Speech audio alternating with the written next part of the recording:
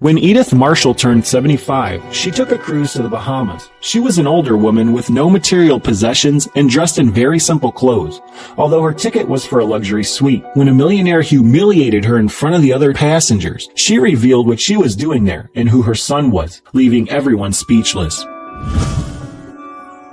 Miss Marshall had never been on a cruise before. Despite living in Florida, a state famous for its beaches, she hadn't been to the coast in years. With the economic downturn and her retirement, life had become problematic in recent years, making it difficult for her to enjoy it as much. She paid her taxes and maintained the house on her own, which consumed nearly all of her income. But she was turning 75 that day, and she was going on a cruise to the Bahamas. It turned out that this was no ordinary cruise. It was a luxury ship with swimming pools, casinos, suites, and first-rate cuisine. An environment frequented only by the very wealthy and, in this case, an older woman who had saved for years to afford the fare. It would be Edith's first visit to a location she had seen only on TV and the internet. She didn't know what to expect, but she was determined. When she alighted from the cab and arrived at the port in Miami, she had no idea what to do. She looked around for signs or employees who might assist her, but all she saw were happy, well-dressed people surrounded by friends or family. They all seemed to know exactly where they were going, as if boarding a luxury cruise was something they did every day. But neither her age nor the fact that she was alone would discourage her. After all,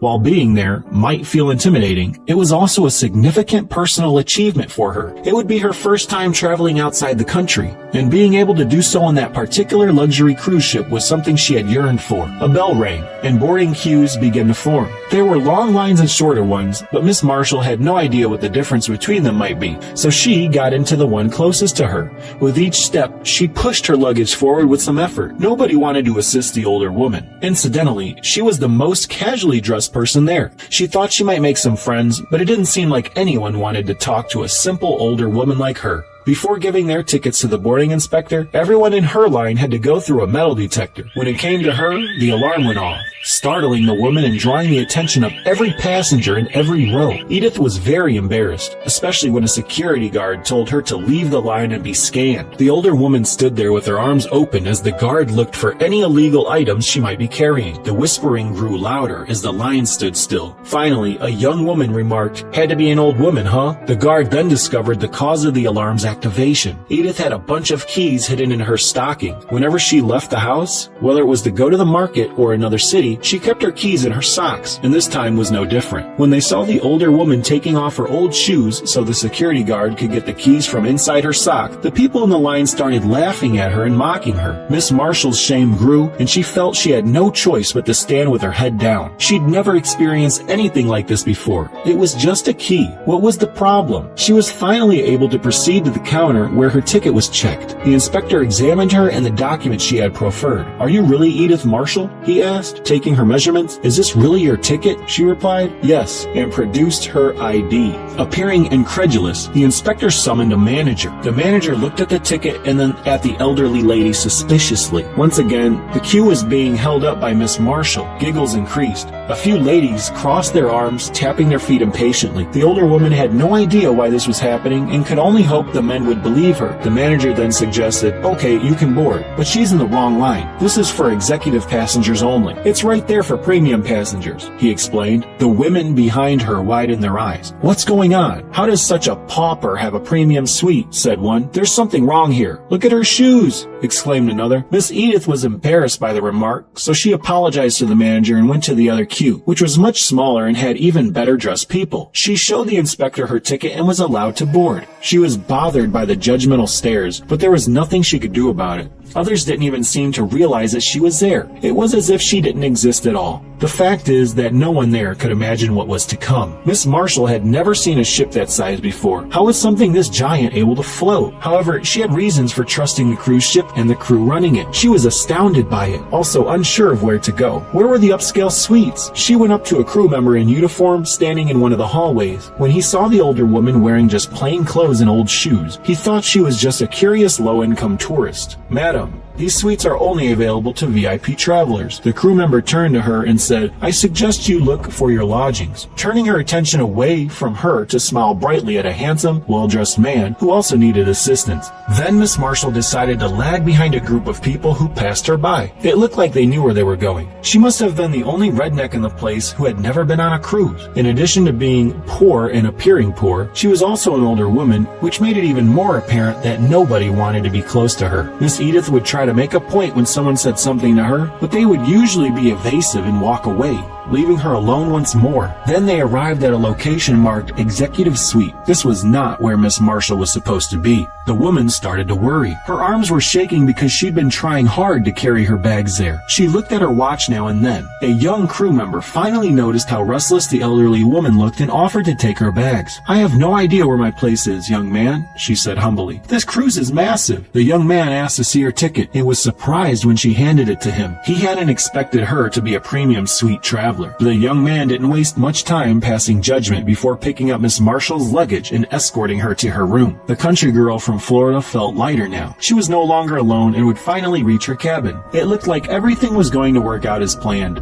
She followed the young man until they entered a beautiful and opulent area full of other travelers. Your ticket says you belong here. Now you can follow this line, all right? The young man told her, leaving her luggage on the ground. I'll be right back to help you, before he left her to take care of other things. The problem was that the suitcases were left on the floor in the way of other people, and a man who appeared to be a millionaire felt uncomfortable and decided to speak up. That's all I need. I pay top dollar to stay in a luxurious and peaceful place, and I have to deal with this? Ma'am, why don't you find your cabin and leave us alone? He said. She tried to counter, but my ticket is in this very sector, sir. The man just frowned and said it wasn't possible. The sailor returned and observed the ensuing mess. He quickly took Miss Marshall's ticket and showed it to him, confirming what she said. I can't believe we've reached such a low level. When did the rabble of this country begin to be able to come on a cruise like this? These words completely shocked Miss Edith, leaving her speechless. She wanted to cry. She had no idea why that man and others were offended by her mere presence. Some people criticized the man for his speech because they felt it was inappropriate to speak in that tone to an older woman. Others, on the other hand, agreed with the man and thought it was absurd to have that type of people in the first class of a cruise ship. I would like to know how that old woman got here. Was it charity? Did she win a radio giveaway or raffle? Poor people love a raffle, right? Said one person. This hurt Miss Marshall. She could not contain her tears as she put her hands to her face. Finally, a young woman saw what the man did to the elderly woman and came to her strict defense. Don't you see that she has as much as right to be here as you do? Aren't you ashamed to talk like that to an older woman? Would you talk to her that way if she were your mother? Suddenly, everyone started to speak. The most expensive wing of the cruise had been turned into an arena, with rich people bickering and attacking each other. Feeling defeated and tired, the older woman left her bags in a corner and walked away from that place. She had given up on finding her quarters. The sailor who had just helped her asked everyone to calm down before approaching the older woman to do the same. Edith's voice was shaky and choked. Finally, the sailor led her to an armchair in the lobby and helped her sit down. At that moment, she let an old photograph fall to the floor. The sailor moved quickly to retrieve it for her. He saw that there was a boy in the picture and handed it back to her. Madam, this must mean a great deal to you. It wasn't in your luggage or wallet, but in your pocket, he remarked. You must really like the boy in the photo. Miss Marshall took the picture back and looked at it fondly, stroking the face imprinted on it. Then she smiled for the first time since arriving at the Miami port. This is my son right here, she proudly replied. He's a captain. The boy in the picture is in charge of this cruise ship today. Everyone who was arguing stopped when they heard this. Suddenly, they were seized by the mystery that now emanated from the humble old woman who had neither good shoes nor suitable dresses, but was the mother of the most important man on that ship. Then, without taking her eyes off the photo, she began her story. Miss Marshall was from a low-income family in the south of the country. Her parents had a small ranch, and it was thanks to it that they managed to escape hunger during the difficult times of her childhood. Edith was the eldest of 3 children, responsible for their upbringing. Lily was the youngest and in poor health. Edith had lost count of the times she had to miss school to care for her while her mother worked in the fields. A few months after the Pearl Harbor attack, Edith's father had to join the military. After fighting the Japanese, he was sent to the war front in France, where he never returned. However, he had given his oldest daughter a gold pendant that he had inherited from from his grandmother before leaving the country. He made Edith promise that she would keep that relic until he returned as a hero, except that the man returned inside a coffin covered with a flag, and Edith could not return him the pendant.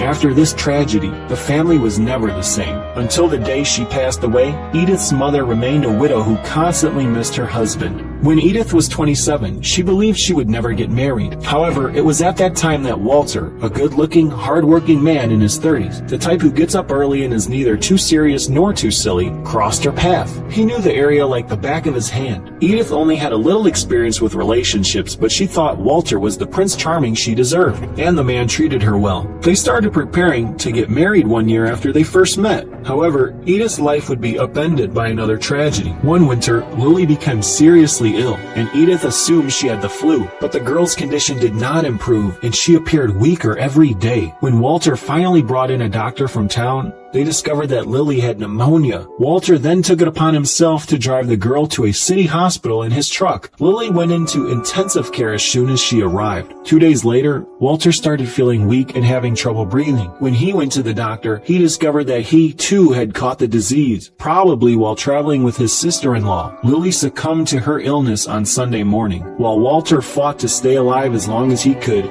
he eventually died. Now just Edith and her mother remained. The only things left were Walter's truck and an old ranch. When Edith started to feel ill, they were both still in mourning. She quickly became aware that she was expecting a child. She wanted so badly to be happy, but she wasn't sure if she was capable of it then. But she carried on with her pregnancy, always relying on the help of her mother, who got weirder as the months went by. After the boy was born, Edith had little genuine happiness to enjoy. Her mother had finally been diagnosed with dementia. Sometimes she just forgot things. At other times, she became aggressive, blaming Edith for the poverty and abandonment in which they lived. Ken, Edith's son, was growing up strong and healthy, much like his father, but his safety was constantly threatened by his grandmother, who had more and more frequent bouts of crying and anger. Living with her mother had become a nightmare for her, so she made the most heartbreaking and difficult decision of her life. Unable to abandon her mother to a miserable and lonely old age, she gave Ken to a young farming couple who couldn't have children. Where here's to a fortune, and would give him the safe and complete life she would never give. It was like losing an arm to leave the boy with them, but she had no choice. A few years later, Edith's mother passed away. The women even went back to look for the farmer couple, but they had sold their properties and moved to another continent. Without resources, and at a time when even making a phone call was practically impossible, Edith was never able to track the boy. She blamed herself for her choices and never stopped looking for someone who might know something. She just prayed every night that he was alright and would forgive her. Only a short time ago, Edith learned what had happened to Ken. She got help from a nonprofit group to finish a vast screening that finally led to a conclusion. Ken was now the captain of the same luxury cruise ship she was on. The organization assisted her in raising funds for a premium suite ticket so she could be as close to her son as possible. It had been decades since she had waited for this moment, and now she stood in the ship's lobby surrounded by chaos. I still do not know if I will be able to meet with him or what encounter will entail. However, at least I know what happened to him and that he is safe. That's enough for me, Edith stated. I can leave this life now. Everyone around her was silent, savoring every word of her story. Some expressed regret for their comments. Others were in tears. Some individuals were contemplating their own lives up until that point. However, nobody could remain indifferent to the words of the older woman with worn shoes. She was so engrossed in the emotion that she did not notice the sailor who assisted her in leaving the lobby and entering the crew's control room. It didn't take long for a message to be broadcast over the ship's loudspeakers. Please give me a minute of your time, travelers. This is your captain, Ken Marshall. Although our cruise ship has yet to sail away from land, I'm hoping that the next few days at sea will offer you the chance to change your lives. We never travel in a straight line. It's a treacherous road with powerful storms and enormous waves. Because of this, it's essential to be balanced, have a strong hull, and be discerning. I'm trying to say that our lives are not always filled with happy moments. Challenges are part of the crossing, just as waves are part of the ocean.